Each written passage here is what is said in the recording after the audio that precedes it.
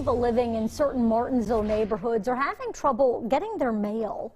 A flyer went out to households on several streets saying they now have two options for mail delivery: get a curbside mailbox or have a cluster box set up at a central location.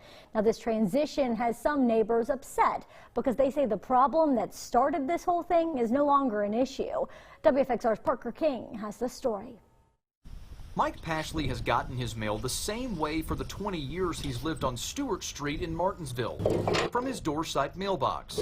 But in December, that changed. My neighborhood is being mandated to put up curbside boxes, and we're all upset about it. A USPS spokesperson says there's been an ongoing problem with a loose dog, adding that the carrier for that route has been chased. Every resident along Stewart and surrounding streets like Ural Harris received this flyer the day after this particular incident. We were unable to deliver the mail and packages due to an animal interference. I didn't get any mail for probably a week until I went to the post office. The Postal Service says it's still delivering to the Watt Street neighborhood, but it wants residents to make a change. Now the post office is asking Harris to put a mailbox in his front yard. He either does that or he'll have to start picking up his mail from a cluster box, kind of like this one. That's not very pleasant to walk if it's raining or if it's like weather today, cold, snowing. There's a lot of elderly people and disabled people, and some people don't even drive.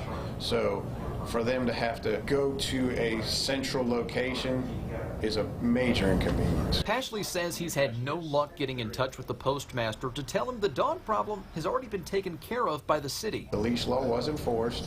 The man was convicted of violating the leash law twice, and he has since moved out of the neighborhood. Problem solved.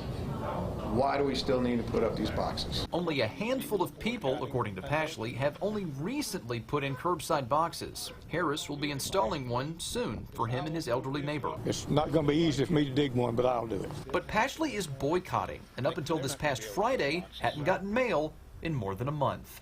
Local in Martinsville, Parker King, WFXR News.